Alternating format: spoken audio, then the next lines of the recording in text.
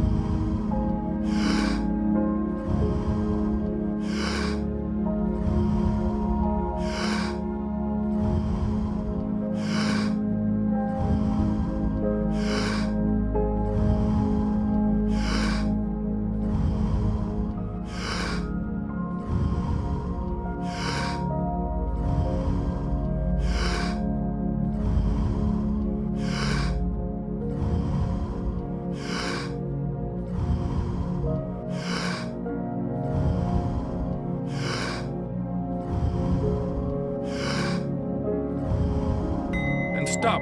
Well, let's talk about it in terms of survival or creation. As I said, 70% of the time, people live in stress, and living in stress is living in survival. Now, all organisms in nature can tolerate short-term stress. You know, a deer gets chased by a pack of coyotes. When it outruns the coyotes, it goes back to grazing and the event is over. And the definition of stress is when your brain and body are knocked out of balance, out of homeostasis. The stress response is what the body innately does to return itself back to order.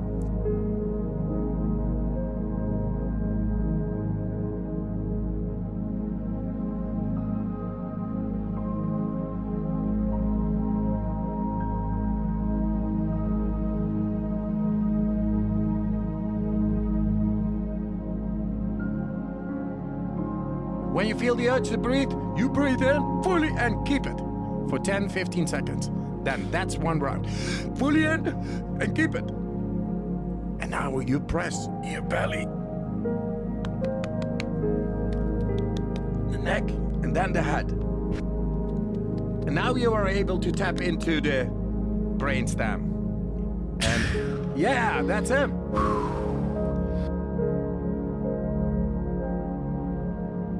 $30 times.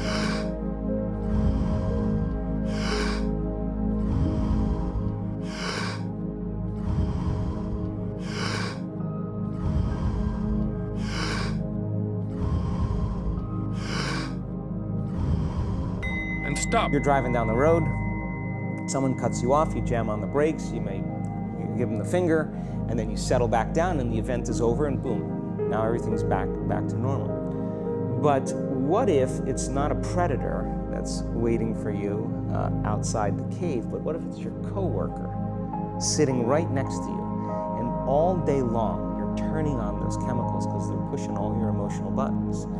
When you turn on the stress response, and you can't turn it off, now you're headed for a disease, because no organism in nature can live in emergency mode for that extended period of time. It's a scientific fact that the hormones of stress downregulate genes and create disease, long-term effects. Human beings, because of the size of the neocortex, we can turn on the stress response just by thought alone. We think about our problems and turn on those chemicals. That means then our thoughts could make us sick. So if it's possible that our thoughts could make us sick, is it possible then our thoughts could make us well? And the answer is absolutely yes.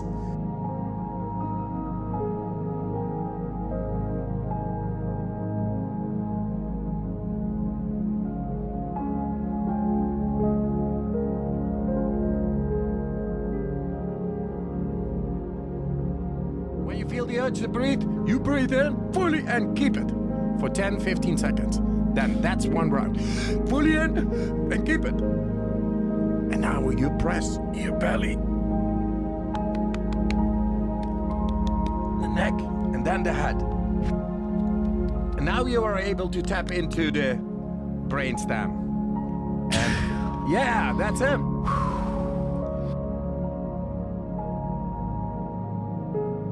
"30 times.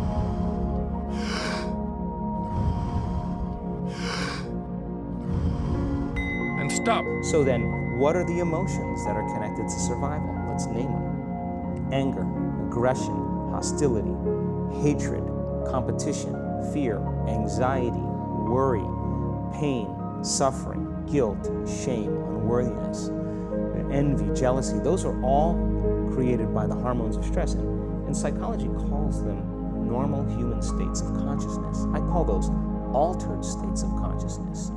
So then, we tend to remember those traumatic events more because in survival, you better be ready if it happens again. And when the survival gene is switched on, you could have 10 really great things that happen to you in your day. And you just have one bad thing that happens and you cannot take your attention off that unhappy thing because the survival gene is switched on.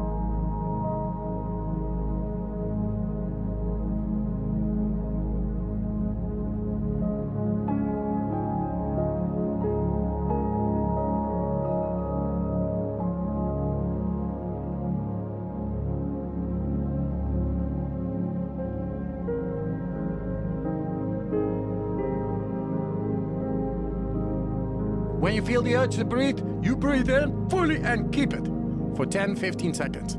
Then that's one round. Fully in and keep it. And now you press your belly, the neck, and then the head. And now you are able to tap into the brainstem. And yeah, that's him.